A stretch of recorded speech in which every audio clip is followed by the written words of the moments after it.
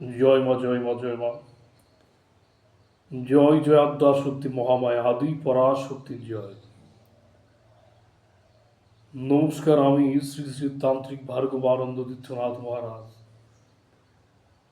আশা করি মায়ের কৃপায় সকলে ভালো আছেন।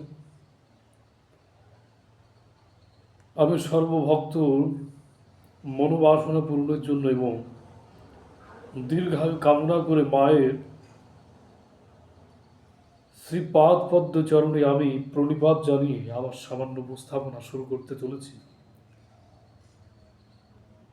সকলে ভিডিওটি প্রথম থেকে শেষ পর্যন্ত দেখতে থাকুন, তাহলে সম্পূর্ণ প্রকারভেদ বুঝতে পারবেন।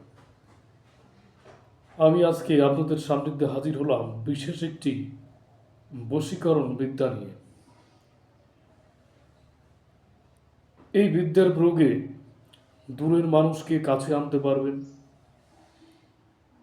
বা কাছের মানুষকে বাধ্য করতে পারবেন। এক কথায় নারী, পুরুষ, যুবক, যুবতী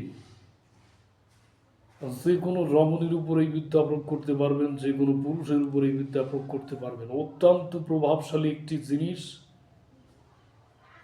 এই জিনিস বহুবার প্রয়োগ করেছি, বহু মানুষকে দিয়েছি, মানুষ উপকৃত হয়েছে। আমি যে সমস্ত বিদ্যা আপনাদের সান্নিধ্যে আমি উপস্থাপনা করি, এই সমস্ত বিদ্যা দিয়ে আমি কর্ম করি, আমি নিজে করে তারপর আমি অন্যজনকে আমি দিই। যাই হোক, এই বিদ্যা কীভাবে প্রয়োগ করবেন? এই বিদ্যাটি প্রয়োগ করতে গেলে আপনাকে একটি অমাবস্যা তিথি দেখে নিতে হবে। সেই অমাবস্যা তিথিতে আপনাকে কাজ করতে হবে। কী সামগ্রী লাগবে? সামগ্রী লাগবে হচ্ছে কাম সিঁদুর লাগবে। কাম সিঁদুর, দয়া কলা গাছের আগার পাতা, ধূপকাঠি, মোমবাতি।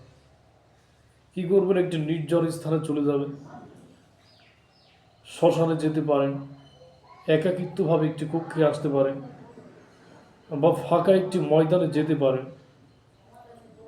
অবশ্যই কর্মটি যেখানে করবেন পরিষ্কার পরিচ্ছন্ন করে নিয়ে হয় পূর্ব দিকে ঘুরে বসবেন, নয় উত্তর দিকে ঘুরে বসবেন। পূর্ব দিকে বা উত্তর দিকে ঘুরে বসবেন, বসে একটি আসন পাতবেন, গুরু স্মরণ করে নেবেন, নিজের শরীর বন্ধ করে নেবেন, নিজের আটঘাট বন্ধ করে নিয়ে এই কর্মটি করবেন। সাধারণ পাবলিকে বিদ্যা প্রয়োগ করতে যাবেন না, হিতে বিপরীত হবে। যদি সাধারণ পাবলিক যদি বিদ্যা প্রয়োগে যদি ক্ষতিগ্রস্ত হয়, তবে আমি বা আমাদের চ্যানেল দায়ী থাকবে না। অবশ্যই যারা ওঝা, গরিব, তান্ত্রিক, কবিরাজ আছে, তারা এই বিদ্যা দিয়ে কাজ করবে। তারপর কি করবেন? আসনে বসলেন, সামনে ধূপকাঠি মোমবাতি জ্বালালেন, নিজের আটঘাট বন্ধ করে নিলেন। বন্ধ করে নিয়ে ওই কলার পাতা নিয়ে আসবেন। মোট হচ্ছে 7খানা কলার পাতা, কলার আগা পাতা, দয়া কলা গাছের আগার পাতা। সেই কলার আগা পাতা দিয়ে ওই কাম সিঁদুরের সাথে একটু মদ দিয়ে ওটা গোলাবেন। গোলানোর পর ওখানে আমি যে যন্ত্রটি আপনাদের সান্নিধ্যে উপস্থাপনা করব, চিন্তার কোনো কারণ নাই, যন্ত্রটি আমি ভিডিও শেষে দিয়ে দেব। ওই যন্ত্রটি কলার পাতায় লিখবেন, লেখার পর মোট লিখবেন 7খানা যন্ত্র লিখলেন।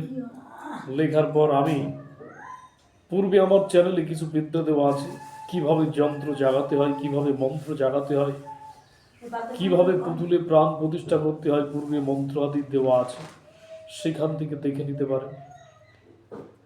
এবং যদি এতেও সমস্যা হয়, তবে ইষ্টমন্ত্র 21 বার জপ করে ওই কলার পাতাগুলো সামনে রেখে ফু দিবেন। 3 বার দিলেই সেই যন্ত্র জেগে যাবে। তারপর কি করবেন? একটি শ্মশানে যাবেন, একটি জাগ্রত শ্মশান। ওই কলার পাতাগুলো নিয়ে যাবেন, যত্নের সহিত নিয়ে যাবেন, যাতে লেখাগুলো বোঝা যায় এবং মুছে না যায়।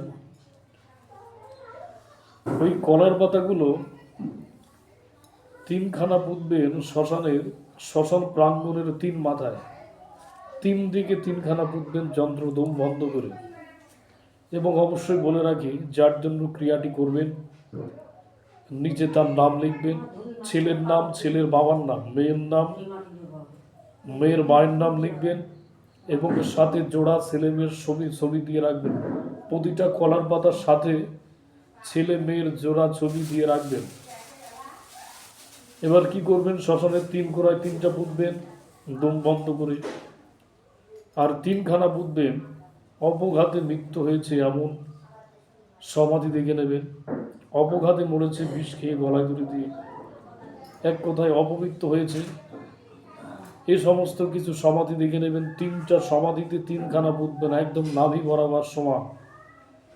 অবশ্যই ক্রিয়াটি করার আগে কবরটি জাগিয়ে নেবেন। পূর্বে আমার চ্যানেলে মন্ত্রাদি দেওয়া আছে, কীভাবে কবর জাগ্রত করতে হয়, কীভাবে শ্মশান জাগাতে হয়। সেই মন্ত্র পাঠ করে 3বার কবরে থাবা দেবেন। এইভাবে 3বার থাবা দেবেন, 3বার তুড়ি মারবেন এবং এই ক্রিয়াটি করার আগে হুম ফট মন্ত্রে মাথার উপরে এইভাবে 10খানা তুড়ি মারবেন। মেরে তারপরে 3টা শ্মশানের 3 প্রান্তে পুঁতবেন। 3খানা অপঘাতে মরেছে এমন 3খানা কবরে পুঁতবেন এবং একটা প্রবাহিত নদীতে নিক্ষেপ করবেন। কাগজে পুরে মুঠো করে দম বন্ধ করে, যার জন্য ক্রিয়াটি করছেন তার রূপ মনে মনে চিন্তা করে ওই প্রবাহিত নদীতে নিক্ষেপ করবেন। এরপর আপনি পেছন দিকে না তাকিয়ে, যদি শ্মশানে যদি কোনো মায়ের মন্দির থাকে সেই মায়ের কাছে প্রার্থনা করে সোজা বাড়িতে চলে আসবেন। খুবই প্রভাবশালী একটি কর্ম, সঠিকভাবে যদি করতে পারেন তবে যার জন্য করছেন, পুরুষ নারী যুবক যুবতী যেই হোক না কেন, পৃথিবীর যে প্রান্তেই থাক না কেন, যদি কাছে কোলে থাকে তবে 24 ঘন্টার ভিতর সে হাজির হয়ে যাবে। যদি দূরে থাকে সর্বোচ্চ 3 থেকে 7 দিনের ভিতর সে ব্যক্তি হাজির হবে। খুবই প্রভাবশালী জিনিস, যদি সঠিকভাবে বিদ্যাটি প্রয়োগ করতে পারেন যথাযথ ফল প্রাপ্ত হবেন। কিন্তু বিন্দু মাত্র ভুল করলে চলবে না, খুবই সাবধানতা অবলম্বন করে ক্রিয়াটি করবেন। এবং যার উপরে কর্মটি করছেন অবশ্যই হাজিরা দিয়ে আগে দেখে নিতে হবে তার শরীরে কোনো প্রকার বন্ধন আছে কিনা। যদি কোনো বন্ধ থেকে থাকে তবে সেই বন্ধ কাটতে হবে। তার যদি ভিটা বন্ধ থাকে, তার শরীরে যদি কোনো তাবিজ কবজ কোনো কিছু থাকে তবে সেটা কাটতে হবে, কেটে তবেই এই কাজ করবেন, তবে সফলতা অর্জন করতে পারবেন। আর যদি এই ক্রিয়াগুলো না করে যদি এই ক্রিয়াগুলো, এই বিদ্যা প্রয়োগ করবেন তবে এই ক্রিয়া হবে না। যাই হোক, অনেক কথাই বললাম। সকলে ভালো থাকবেন, সুন্দর সুস্থভাবে জীবনযাপন করবেন। জয় মা, জয় মা, জয় মা, জগতের মঙ্গল সাধন করো মা। জয় জয় আদ্যা শক্তি।